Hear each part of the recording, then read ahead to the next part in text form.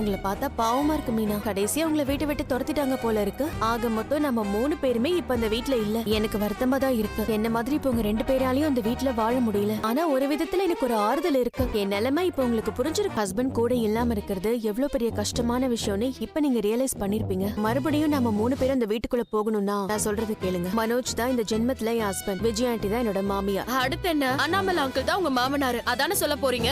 எத்தனை கதவு எனக்கு மூடினாலும் அதை எப்படி திறக்கணும்னு எனக்கு தெரியும். தேவைப்பட்டா உடைச்சிட்டு கூட வருவேன். உங்களுக்குலாம் நாங்க என்னைக்குமே சப்போர்ட் பண்ண மாட்டோம். சப்போர்ட் பண்ணா உங்க 2 பேருக்குமே நல்லது. இல்ல நான் ரெடி பண்ணுவேன், சொல்லிட்டு போடி.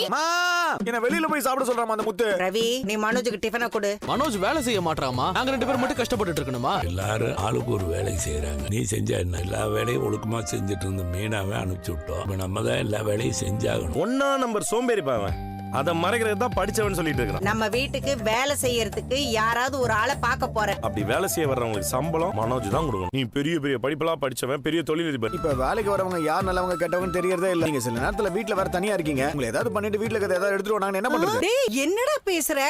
3 பசங்களும் வேலை செய்ய மாட்டேன்னு சண்டை போட்டுக்கிறாங்க. மனோஜ் மட்டும் எந்த வேலையுமே செய்ய மாட்டேன்னு சொல்றான். ஆனா மீனா இந்த வீட்டுல இருந்த வரைக்கும் காலையில எந்திரிச்சு நைட்டு தூங்குற வரைக்கும் எல்லா வேலையும் செய்வான். அவன் மருமக இல்ல, இந்த வீட்டோட முதுகெலும்பு. எனக்கு நல்லது செய்யணும்னா நான் சொல்றது செய். மீனாவை அவங்க திரும்ப வீட்டுல அவளை கூப்பிடணும்னு மட்டும் சொல்லாதீங்க. அவ இந்த வீட்டுக்கு வரக்கூடாது. நாய் வாழை எப்படியும் நிமித்த முடியாது. அது வேஸ்ட். ஸ்ருதிக்கு ஒரு சந்தேகம் இருக்குன்னு சொன்னாங்க. அத்தை என்ன வீட்டை விட்டு வெளியே போக சொன்னதுக்கு பின்னாடி யாரோ இருப்பாங்கன்னு சொன்னாங்க. ரோஹிணியா இருக்கும்னு ஸ்ருதி நினைக்கிறாங்க. என்ன வீட்டை விட்டு அனுப்பிட்டு அவ ஈஸியா வீட்டுக்குள்ள வர நினைச்சிருக்கலாம்னு சொன்னாங்க. நான் அப்படி யோசிக்காம விட்டேன் பாரு. அந்த பார்லர் அந்த மாதிரி வேலை எல்லாம் பாக்கும். ஆனா அந்த சாமியாரம்மா சொன்னதுக்கு தானே அத்தை பயப்படுறாங்க. முதல்ல அந்த பொம்பளை யாருங்கிறதே எனக்கு டவுட்டா இருக்கு. இது தானா நடந்துச்சா இல்ல இதுக்கு பின்னாடி யாராவது இருக்காங்களாங்கிறத கண்டுபிடிக்கணும்.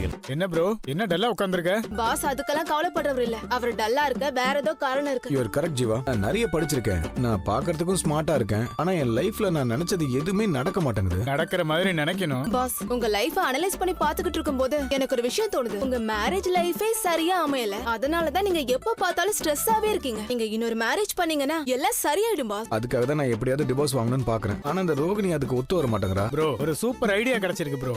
என்ன ஐடியா? நான் சொல்ற ஐடியா உனக்கு பிடிக்காம போகலாம். அப்ப நீ என்ன அடிக்க வந்தா ஓடுறதுக்காக தான் நான் இங்க வந்து நிக்கிறேன். நான் ஒண்ணும் பண்ண மாட்டேன். உங்க ஐடியா என்னன்னு சொல்லுங்க. ப்ரோ, பேசாம நான் ரோஹிணியை லவ் பண்ணவா?